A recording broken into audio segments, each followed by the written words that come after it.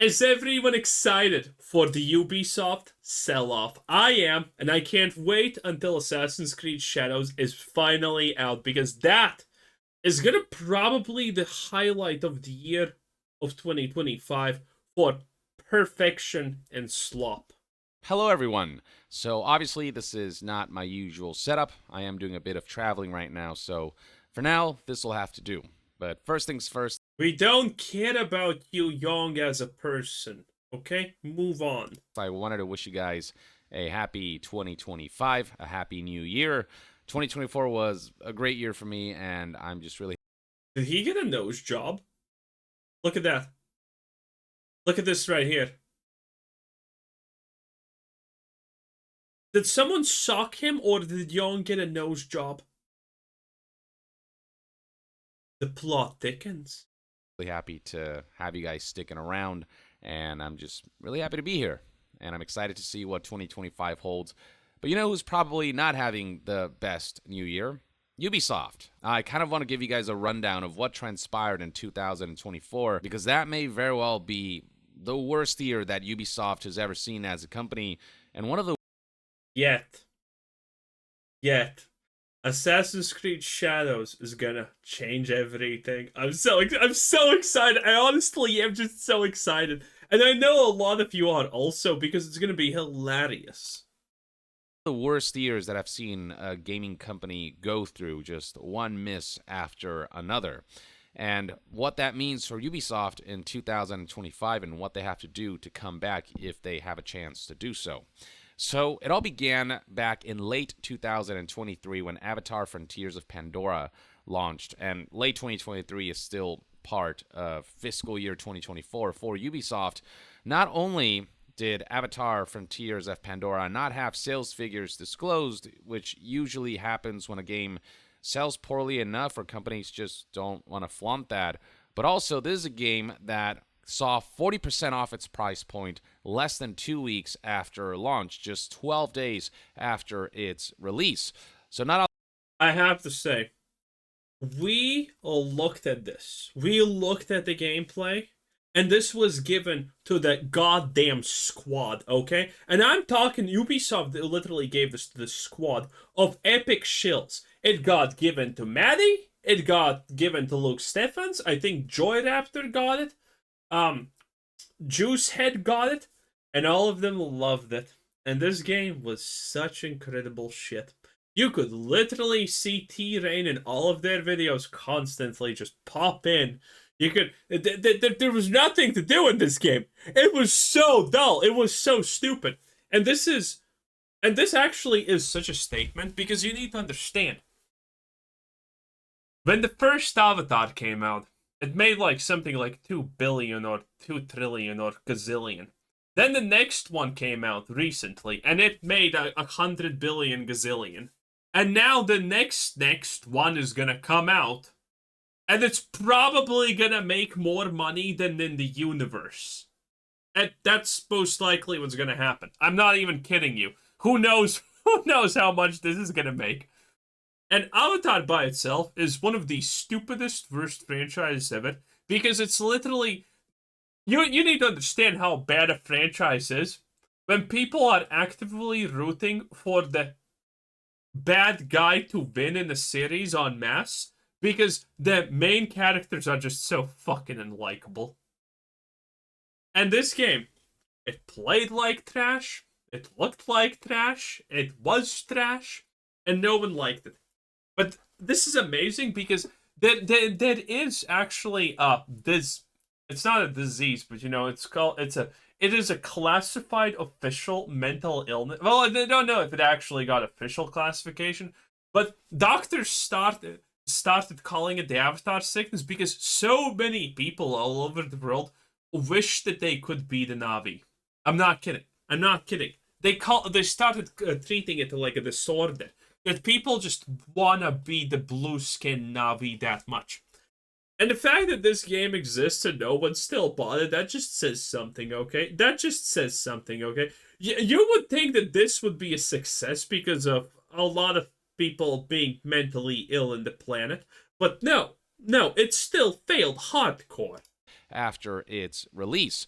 So not a lot of people bought this game that was licensed, Avatar being this obviously huge IP.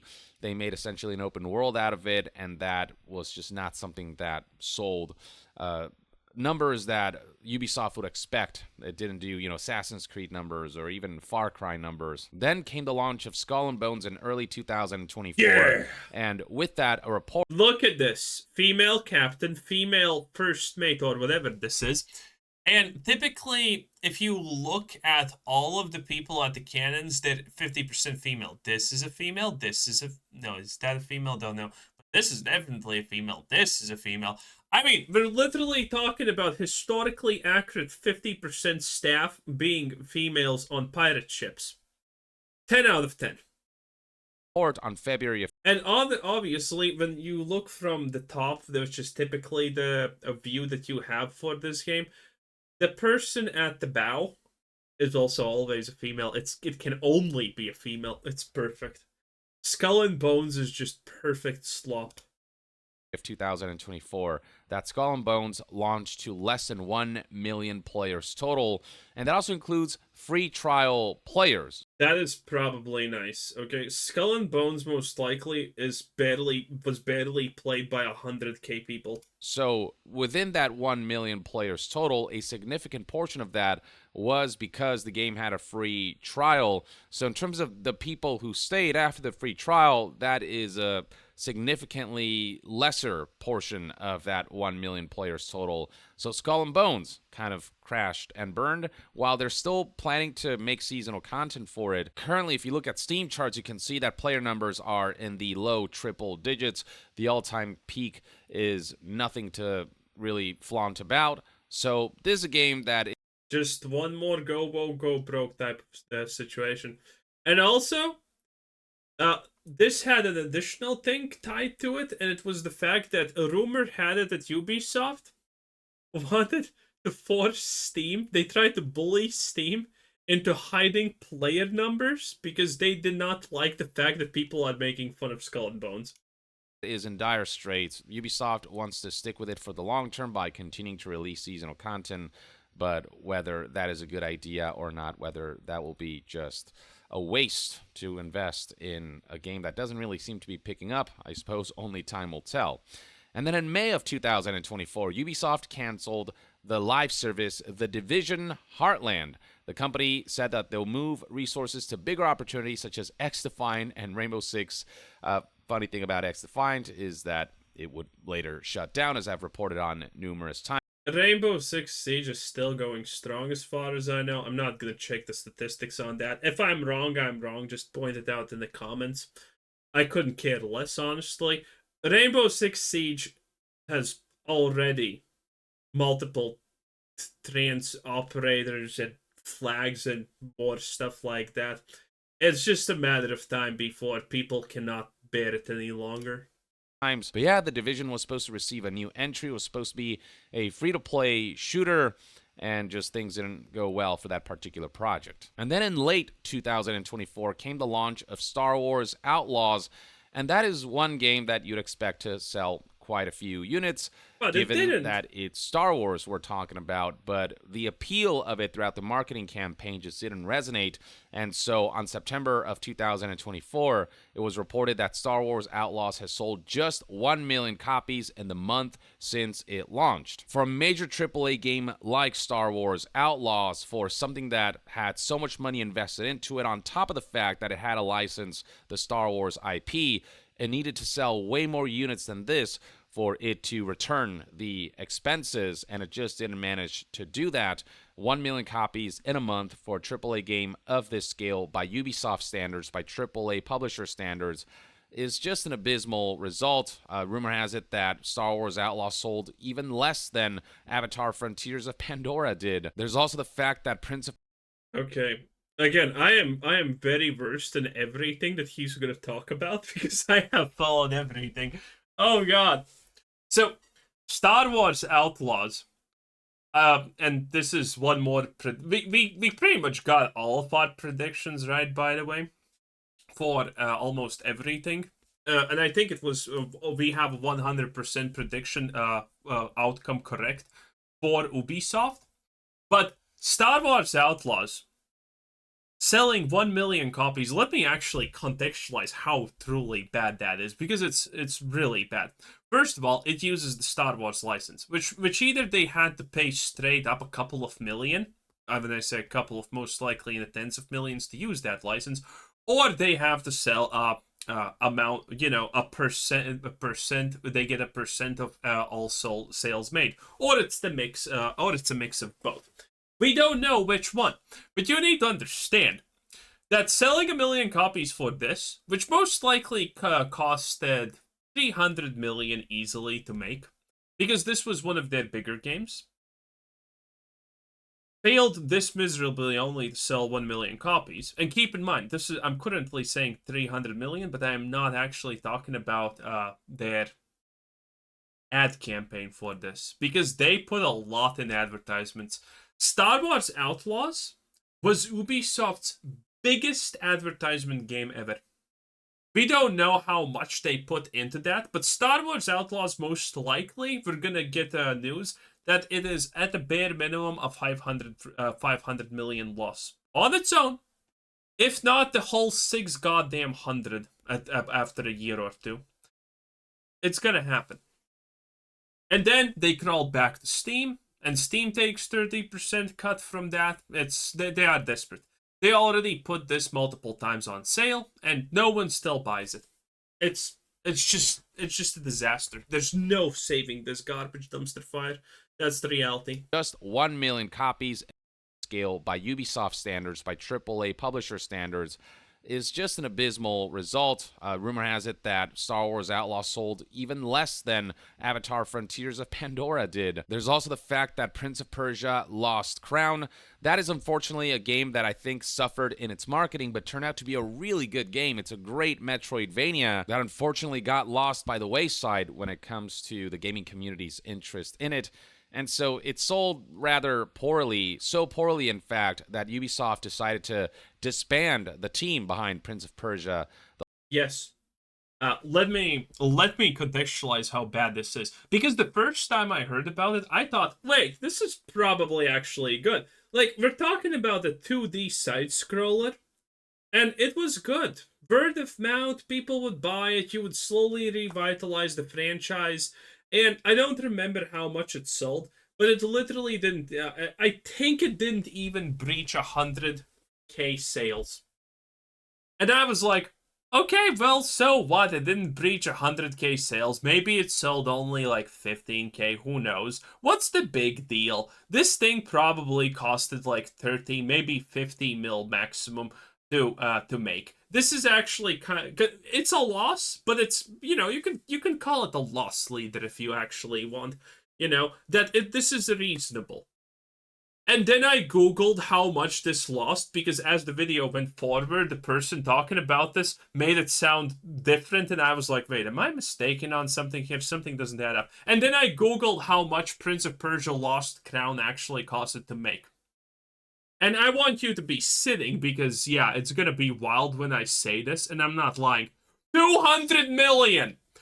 A 2D side-scroller costed 200 million to make. Yeah, suddenly Star Wars Outlaws being a 400, 500, or 600 million disaster doesn't seem that strange now, does it? That a 2D platformer costed, somehow, Ubisoft 200 million in development. Suddenly everything just... This was one of the wildest things I heard.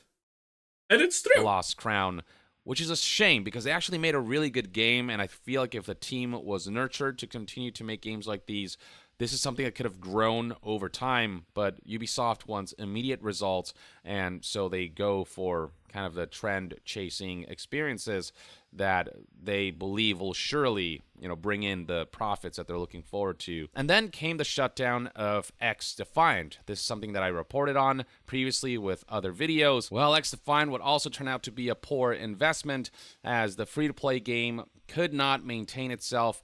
It did not draw in enough players, and it did not have enough recurrent spending from players for it to be something that Ubisoft could keep pouring money into with continuous seasonal updates. I don't know how much this cost. This is the only thing I do not know estimates how much it costs, but you can easily assume your 200 mil or potentially 300 because this actually is not your typical Ubi slop. It's still slop, but it's not your typical Ubi slop. They actually had to make new things with the engine and things like that. But in any case, this was supposed to be a COD killer. Oh yes, this was supposed to be a COD killer.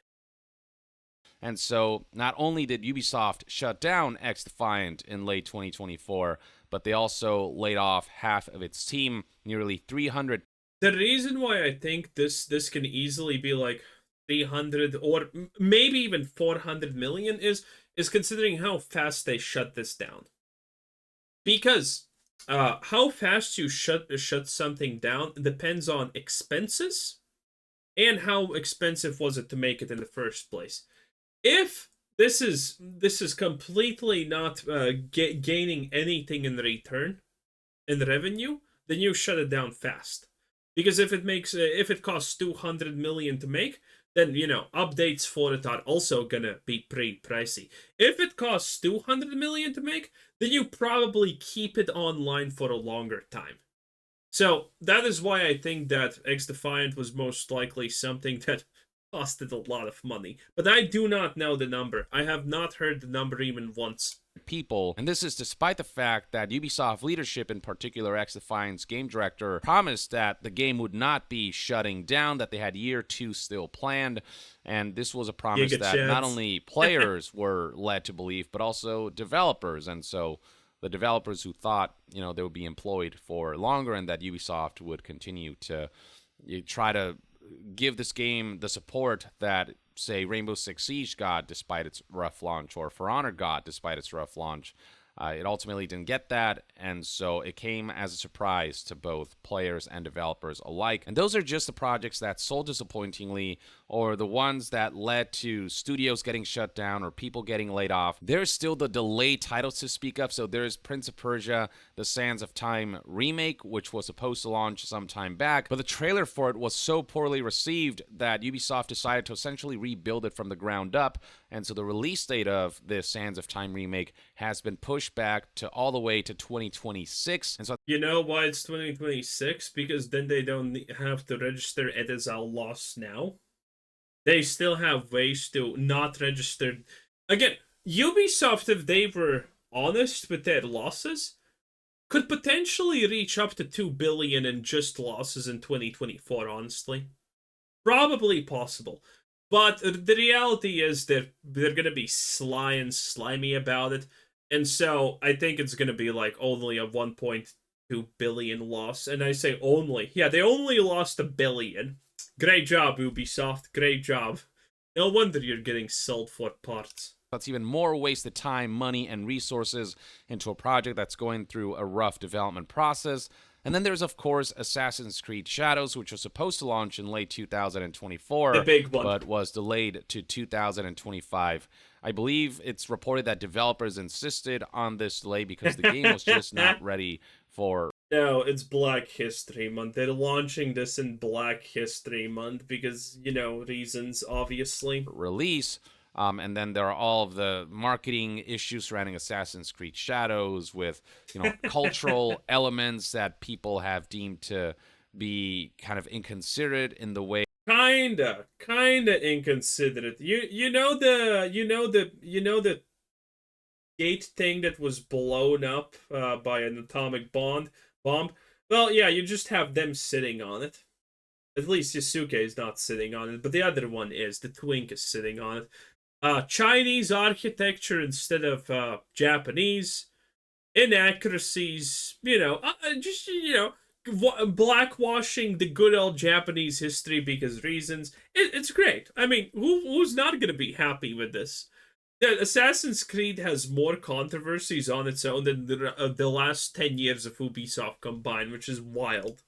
They have not been fully authentic in some regards, or not fully gotten the significance of certain things, like this one piece of like figurine or merchandise that had the one-legged Torii gate, which has some dark implications behind it. It is a remnant of the Nagasaki bombing, and so the fact that they were trying to make merch out of that, like the fact that they didn't do the research to be able to see why that'd be wrong, and among other things, just... The irony is, Young is incorrect. They did do the research. They hired a Japanese cultural expert who literally fucking lied about everything and got everything wrong and is now investigated by fucking Japan. 10 out of 10. Brosley or Brambley or whatever his name was.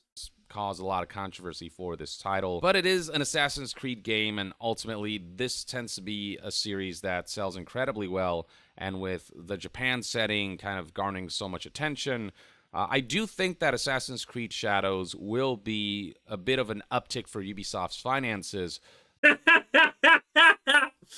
Oh, Young.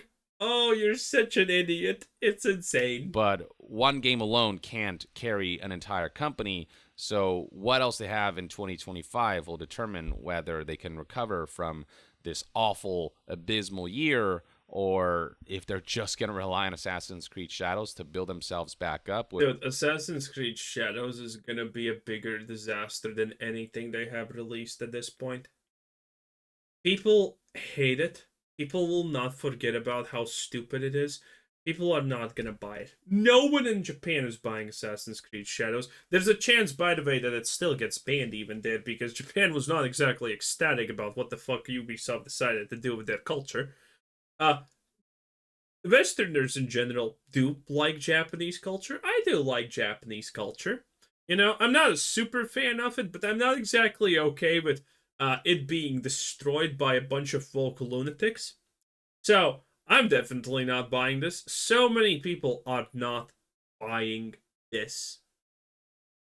This is going to be potentially their worst ever selling Assassin's Creed franchise by a long shot. I would be... If this is potentially going to sell only 2 to 3 million copies. There is a chance that it could go as low as that. Now, will it sell 1 million copies? Yes, obviously. But I mean, there is a chance, but that's, by the way, that's super low for Assassin's Creed. All the Assassin's Creed games have done better than this. So, selling 2 or 4 million copies for Assassin's Creed game is super unbelievably bad. And I think this could sell maybe as low as 2 or 3 million copies. And if it sells 1 million copies, I mean, I'm gonna just literally instantaneously put 50k in shorting Ubisoft. Don't take financial advice from me. But yeah, I mean, this is gonna be a disaster. Which, this by itself, I don't see having that kind of effect. And then you have the games that, who knows? Don't take financial advice from me unless you want to lose money, because that's the only advice I give here. When the hell they'll come out. Beyond Good and Evil 2. This is a game that was announced forever ago. Oh, no one cares about this. This is pretty much, like, not happening. And I guess that's everything about Ubisoft. And that was our boy, Young, yeah. Young. I'll see you guys next time. Young. Yeah, he's really happy about his... Seriously, did he get a nose job? Because that is from a scalpel. That is a scalpel. I'm not kidding, by the way. That is 100% a scalpel wound. Anyway, bye. That was Young, yeah. Have a nice day.